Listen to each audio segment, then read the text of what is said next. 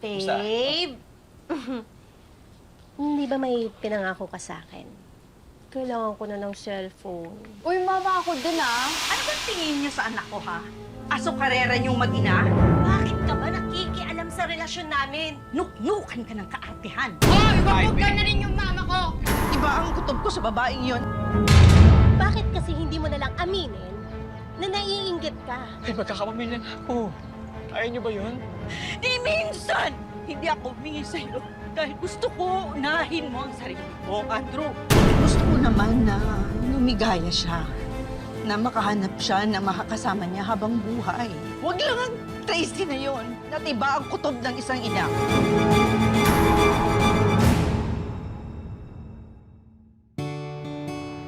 Siyempre, hindi ko makain ako doon. Pagod sa trabaho bilang oil sa barko. Halika, ang daming pagkain dito! Mga ninanda ko yung mga alam kong mamimiss. Oo naman, Nay. Maraming salamat. Thank you. Namiss ko to. Kanina ka pa. Ito. Barbecue. Oo. Bango. Ayan. Lagyan natin ng kalamansi. Akala mo, ang dami nating bisita. Ay, Usapan mo na po to. kung maluwag at mga lamok dito. Hindi ka pa. Ano ba, wala akong napansing mall kanina dito. Ba yung super magkumala? Nay. Oo nga po pala, si Tracy. Tracy. Bilosing ko po. Si Ella, anak niya. Ella, Tracy, si Nanay. Si Myla, yung kumukuha ng moneta. Gusto kong kapatid. Magandang hapon. Welcome sa bahay namin. Good afternoon. Saan yung kwarto namin? Babe, na-stress ako. Ang init kasi, parang gusto ko na maligo. Gusto din, ma? Sa unang kwarto sa kanan. Babe, sunod ako. Ha? Kunin ko lang yung mga pagkain natin.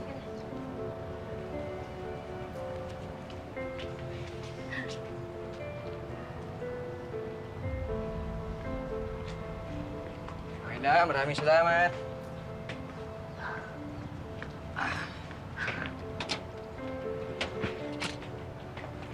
Nay, ang babastos Hayaan mo na.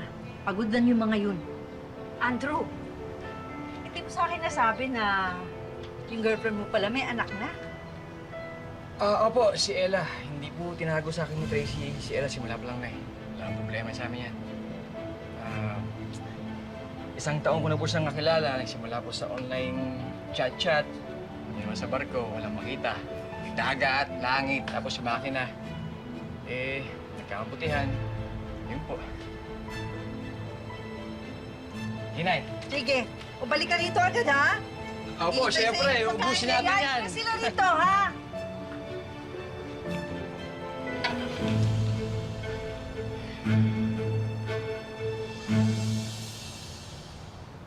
Tara. Sige, magpakabusog ka lang dyan. Ang dami kong niluto. Thank Si you, na. Ella at saka si Tracy. Tulog pa?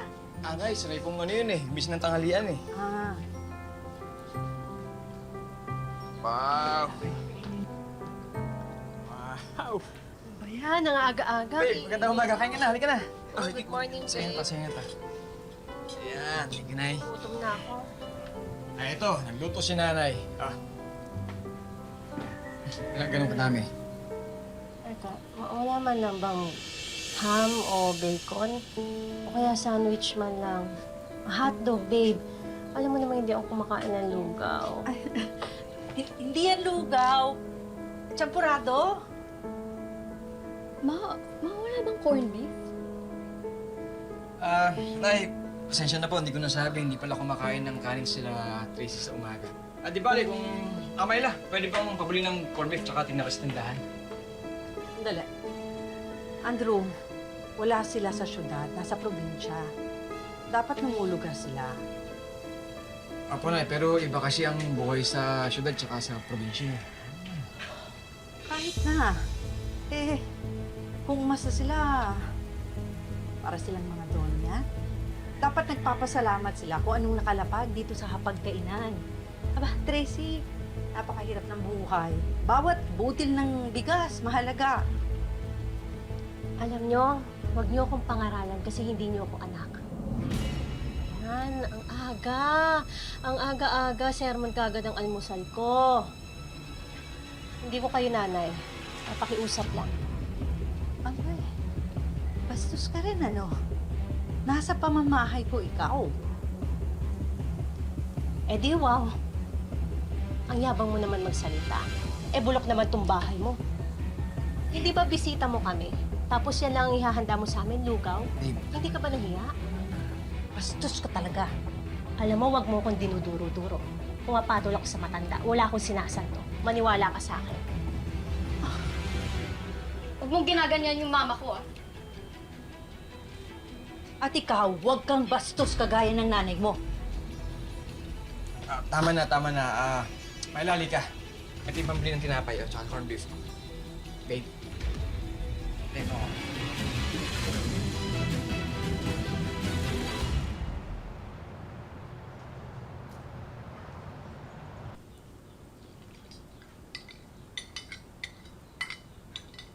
Mag-send ka. Diyos ko po, walang signal. Buwisit na lugar na to. Ang hirap ng signal. Ma! Nilalagyan nilalaro ko. Kainis. Pangit kasi sa bahay ng matandang to. Sabi niyo pa. Nay! Oh, Tracy. anak! Kamusta lakad mo? Marami bang tao sa agency? Walang po ako ng requirements kaya balik po ako next week. Hello. Kumusta? Babe! Hindi ba may pinangako ka sa akin? Kailangan ko na ng cellphone. Ako nga pala, sige, sa isang linggo pagluwas ko ulit, sumabay ka na, ha? Bili tayo. Babe! Yung new model, ha? Ayoko ng Android. Para naman magamit ko doon sa online English class ko sa mga Koreano. Tapos yung mamahalin na. Para sulit. Di ba? Uy, mama, ako din, ah. Tito Andrew, gusto ko din po ng bagong cellphone, ah. Kasi tignan mo, ang bagal na, oh. Kulit niyong mag-ina. O sige, nangako ako, pagbaba ng barko, bibilang ko kayo. Sige, tuto pa rin ko. Yeah! Thank you po! Thank you, babe. Thank you. Ay, babe. Sorry. Lasa lang talaga to. Naubusan ako ng napkin. At nasira yung bra ko. Baka pwedeng pagpunta mo ng bayan, isabay mo na ako. Sige. Ha? Abay, pambihira! Ano bang tingin niyo sa anak ko, ha? Aso karera niyong mag-ina? Hoy, Tracy, tantanan mo si Andrew. Pati bra at panty mo, ipapabili mo sa kanya, ha? Pati napkin mo, bakit? Siya ba ang nagre-regla? Ay. Ikaw, ha, Andrew? Hindi pa kayo kasal. Cargo mo na ang lahat ng gastos ng dalawang ito. Ha? Aba, mali yun! Mag-ipon ka naman para sa sarili mo. Maubos ang pera mo, katutusos lang sa luho ng dalawang nito. Excuse O me. isipin mo ang sarili mo, ha, anak? Bakit ka ba nakikialam sa relasyon namin? Tracy, please. Dahil Ay. hindi ko na gusto yung ginagawa mo. Nuknukan ka ng kaartehan. Ha? Inaabuso mo ang kabutihan ng anak ko eh. Malas nga niya at pumatol siya sa itang tulad mo. Hoy, Ay, wag mo babe. ganarin yung mama ko! Ella, please. Tracy, please. Kausapin mo yan. Nay, mag-away na naman ba kayo? Pwede ba huwag niyo na pong tatuhin ng gano'n si Tracy? Nay, alam mo ba pinapasok ko? May ipon naman ako eh. Kasapos sa gasusin yung pambili ng cellphone, Tracy. Ay, hindi po yung kalabisan kasi kailangan niyo po sa trabaho yun. Okay lang po yun. Iniisip ko lang ang kalagayan mo. Kahit noon pa, sakit mo na ang pagiging masyadong mabuti. Anak, isipin mo ang sarili mo.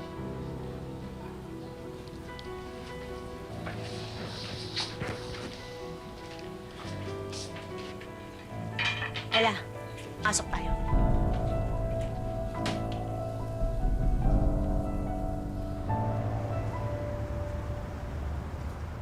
Ayan! Ay, tama. Ito ba? Yes! Oh, tama, tama. Okay. Magiging kamukha ko na yung idol vlogger. Ah, sosyal! Sige, kuya. Ang ganda siguro dito sa mukha. Hindi ko maatim na nagtatapon ka ng pera ng anak ko sa mga walang kwentang bagay. Puro kaluho. Ha? Makasarili ka, Tracy. Aba maawa ka naman sa anak ko. Nagpapahako ba siya sa barko? Para saan? Para sa mga make-up at cellphone mo? Bakit kasi hindi mo na lang aminin na naiinggit ka? Dahil alam mo, may kapalit ka na sa buhay ni Andrew. Yung dapat na sustento ibibigay niya sa'yo, binibigay niya na ngayon sa akin. O ngayon, sino sa atin ang mukhang pera? Ako ba? Ako ba? O ikaw? Ikaw ang mukhang pera. Alam mo, Yaka! ikaw matanda ka? Hoy! Umalis ka sa buhay ng anak ko, ha? Umalis ka sa buhay ng anak ko, ha? Isaksak mo ito sa paggamot ko! Dito, gusto mo ito, gusto mo ito, ha? Balat ka! Tama na! Andrew, pinapaalala ko lang, ha? Baka nakakalimutan ni Tracy. 3 taon pa lang nasima ng anak ko. Ha? Wala pa siyang ipon. Kaya huwag kang umasta na para kang nakahiga sa pera. At kahit na mayaman siya, huwag mo siyang huhututan. Wala kang karapatan. Baka nakakalimutan mo, asawa ako ni Andrew. Buhay namin to, pamilya namin to. Kaya kung bumili man ako ng makeup, wala kang pakialam doon. Hindi ka kasama sa usapang pamilya dahil hindi ikaw ang asawa. Hindi ikaw. Hindi pa kayo kasal? At kailan pa naging usapang pamilya ang pag-order ng make-up at ng cellphone, ha? Huy, maya ka naman! Tama na! Please, Nay! Nay, pasensya na, pero tama si Tracy. Buhay namin to. Ikakasal kami, magkakaanak, magkakapamilya. Pero di makakatulong kung araw-araw mag-aaway kayong dalawa. Ganito mo ba ako tratuhin kasi matanda na ako? Sana naisip mo, ha? Na ang bahay na ito, inuupahan lang natin. At yung kakarampot na pension ko, yun lang ang pangtustos sa mga gastos dito. Ni minsan, hindi ako humingi sa'yo. Ni minsan, dahil gusto ko unahin mo ang sarili mo, Andrew. Nay, iba na ho ang sitwasyon ngayon. Sana naman hayaan niyo akong magdesisyon, dumiskarte. Ay, magkakapamilya na ako. Ayaw niyo ba yun?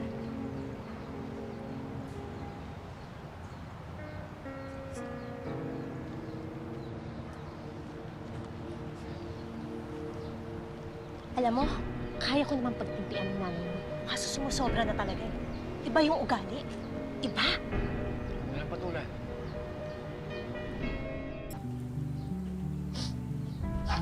Anong gagawin natin, Myla? Iba ang kutob ko sa babaeng yon at iba ang kutob ng isang ina.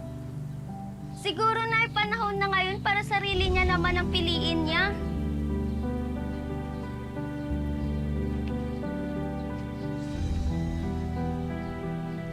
Gusto ko naman na lumigaya siya, na makahanap siya na makakasama niya habang buhay. Kahit sino. Huwag lang ang Tracy na yon.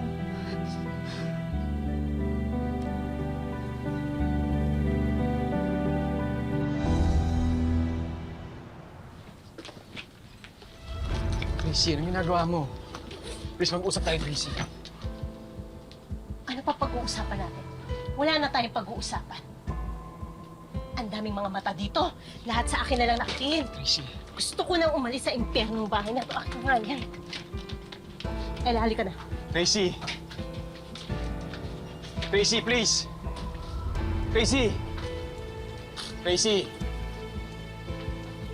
Tracy, please! Tracy! Ano ba, Andrew? Ano pa kailangan mo sa akin? Pakasal tayo, kahit sa West lang. Tracy, pagkasal na tayo, wala na magagawa si nanay. Gusto kong makasama ka bilang asawa.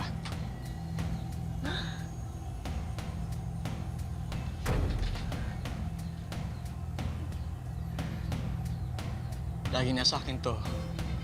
Tumitsyempo lang ako dahil mahal na mahal kita.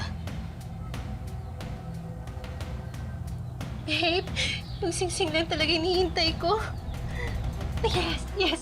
Magpapakasal tayo. Mahal ka. Babe! Ang ganda nito!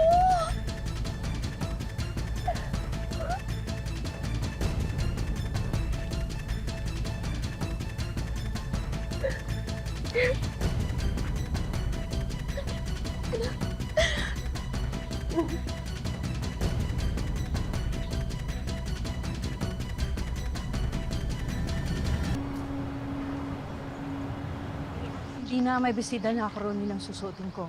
Ikaw? Okay lang na po ako kay Yoli. Kaya Tricycle! Hoy! Bakit pa dito tayo nagkita? Kamusta yung anak natin? Kamusta yung anak natin? Ang tagal mong hindi nagpakita, nagparamdam? Sa tingin mo kilala ka ng bata? Tracy, nagbago na ako. Madami lang talaga ako problema nun, kaya ganun ako, kaya lumayo ako sa inyo. Pero okay na ako ngayon. Jess, ano bang kailangan mo? Bakit nagpakita ka pa? Mahal pa rin kita. Gusto ko magsama tayong dalawa, Tracy. Pangako, nagbago na ako. Ikakasal na ako. Mahal mo ba? Hindi. Pero kaya niyang ibigay yung hindi mo kayang ibigay. Seaman siya, may pera. Hindi kami magugutom ng anak mo. Bakit, Tracy? Kaya ko naman kayo buhayan na. Driver na ako sa factory ngayon. Bariya lang yan. Dolyar ang kinikita ni Andrew kada buwan. Naiintindihan mo? Pero hindi mo siya mahal. Bakit? Mapapakain ba ako ng pagmamahal mo? Jess, gusto ko naman ng magandang buhay. Ayoko na maghirap. Please. Tracy, sige na. Sorry na. Yes. Sorry na. Tigil ka lang. Tracy. Gusto ko lang yung babae yan talaga. Tama ang kutob ko sa kanya.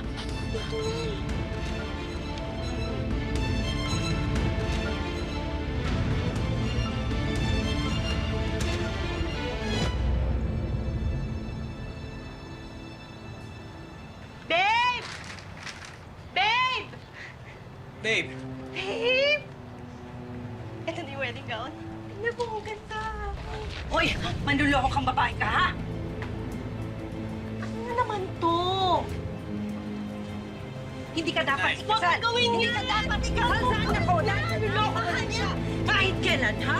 Noon ka, may kutob na ako sa'yo. Niloloko mo lang ang anak ko. Pera lang gusto mo sa kanya. Nay! Mabigat na paratang po yan. Akin na yan, mahayang ka! Ano ba sinasabi niyo? Pinagbibintangan niyo ako, ha? Pwede ko kayong idemanda, ha? Pwede ko kayong idemanda.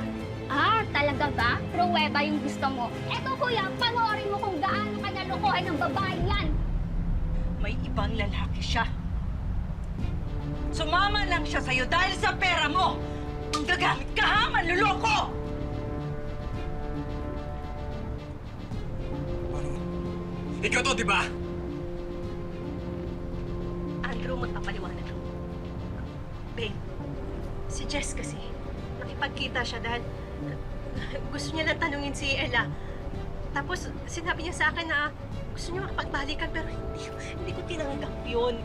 Ikaw ang papakasalan ko, ikaw yung mahal ko. Nahalikan kayo doon.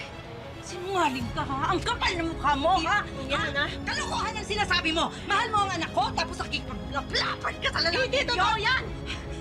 Umalis ka dito sa bahay. Babe, pakinggan mo. Halika, mayas ka rito. Sandali, halika dito. Babe, halika dito. Umalis ka sa buhay ng anak ko. Walahin ang anak ko. Walahin ang anak ko.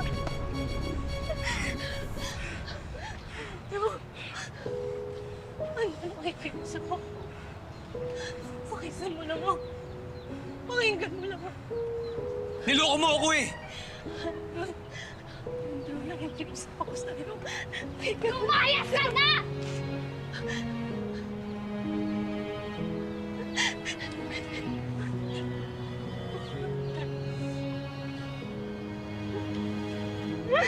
Nangangawa mo. Andrew. Umalis ka na, sabi! Umalis ka na! Ma! Anong ginawa nila sa'yo? Anong ginawa sa'yo kay Baktang yan? Kayong dalawa, ha? Kayong dalawa ng nanay mo. Umayos Umalis kayo dito sa bahay namin ngayon din! Tracy. Ngayon alam ko na kung sino paniniwalaan. Lumayo ka na. Para papangarap sa buhay at hindi kita kasama nun. Saan pupunta, Ma?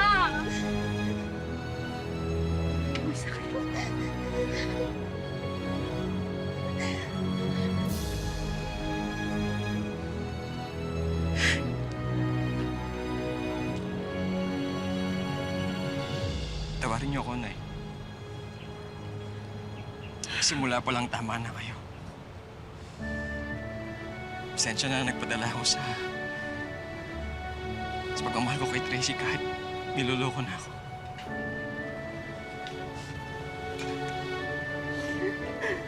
Anak kita, mahal na mahal kita. At handa akong protektahan ka kahit anong mangyari. Salamat sa pag-iintindi mo. Salamat.